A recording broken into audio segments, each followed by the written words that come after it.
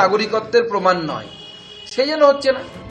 আর এরই মধ্যে নির্বাচন কমিশন সূত্রে খবর, শনিবার পর্যন্ত এ রাজ্যে 1,63,000 ভোটারের নাম তালিকা থেকে বাদ গেছে। অন্যদিকে শুনানিতে হাজিরা দেননি 4,98,000। রুমা পালের রিপোর্ট, এবিপি আনন্দ। বুধবার রাজ্যে আসছেন কেন্দ্রীয় স্বরাষ্ট্রমন্ত্রী। তার আগেই অমিত শাহর কাছে শুভেন্দু অধিকারী কেন্দ্রীয় স্বরাষ্ট্রমন্ত্রীর বাসভবনে বিরোধী দলনেতা আধ ঘন্টা বৈঠক করেন। কথা হয়েছে রাজ্যের বিধানসভা ভোটের প্রধান ইস্যু নিয়ে। কেন্দ্রীয় স্বরাষ্ট্রমন্ত্রীর সঙ্গে সাক্ষাৎ নিয়ে জানালেন শুভেন্দু অধিকারী।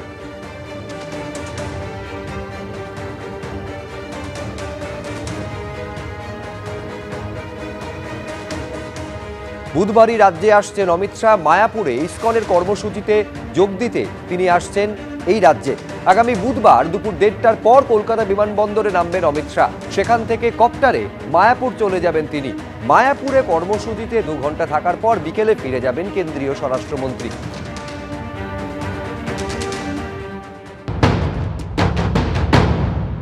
মাননীয় গৃহমন্ত্রীজি আসবেন মায়াপুরে। গৌড়ীয় মঠ সম্প্রদায় এবং অন্যান্য সম্প্রদায়ের সন্ন্যাসীদের, সাধুগুরু বৈষ্ণব যারা আছেন তাদের সাথে বসবেন। মাননীয় অমিত শাহজির বহুদিনের ইচ্ছে ছিল আসার।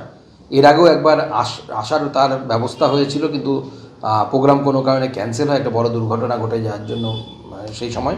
তো মাননীয় গৃহমন্ত্রী এলে পরে অত্যন্ত ভালো হবে, কারণ মায়াপুরে বিশ্বের সর্ববৃহৎ মন্দির শুরু হতে চলেছে আর কিছু দিনের মধ্যেই। এবং প্রভুপাদের শিল প্রভুপাদের সাধনা অন্যতম সাধনা ছিল যে এই মন্দির তৈরি হবে মায়াপুরে, ইসকনের হেডকোয়ার্টার।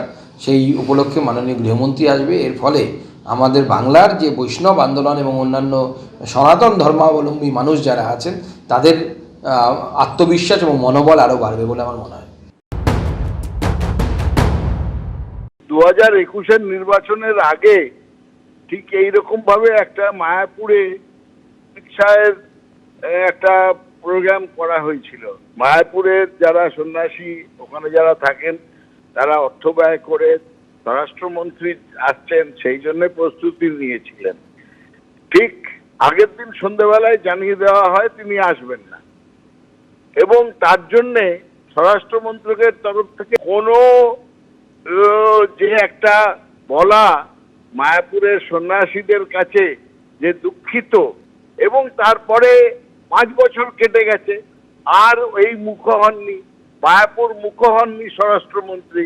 আবার ভোটের বাজার এসছে, আবার আসছেন উনি।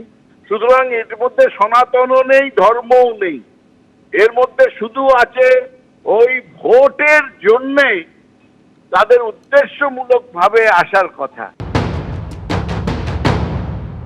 বিজেপি পার্টি তো ধর্মীয় আবেগকে হাতিয়ার করে ভারতবর্ষে ভোট করছে, তার সঙ্গে বাংলা পশ্চিমবঙ্গে বাদ দেবে? ধর্মীয় আবেগ তার সঙ্গে বিভাজন, এটাই বাংলার রাজনীতির এখন নিয়ম হয়ে দাঁড়িয়েছে। আমরা সেখান থেকে বেরিয়ে আসতে চাইছি। বাংলার মানুষকে বলবো, আপনাদের জীবনের আরো অনেক সমস্যা আছে, অনেক মৌলিক সমস্যা আছে, শিক্ষা, স্বাস্থ্য, রুটি রুজি সবকিছু আছে। নির্বাচন রাজনৈতিক হোক, নির্বাচন ধর্মীয় না হয়ে নির্বাচন রাজনৈতিক হোক, নির্বাচন সাম্প্রদায়িক না হয়ে নির্বাচন মানুষের পক্ষে বিপক্ষে রায়ের মাধ্যমে পরিচালিত হোক। তৃণমূলের ব্যর্থতা তুলে ধরতে কলকাতার পাশাপাশি বিভিন্ন জেলায় চার্জশিট প্রকাশ করল বিজেপি। মানুষই ওদের চার্জশিট দেবে, পাল্টা কটাক্ষ তৃণমূল কংগ্রেসের। চার্জশিট, তবে পুলিশের নয়। 26-এর বিধানসভা ভোটের আগে এটাই এবার অস্ত্র রাজ্য বিজেপি।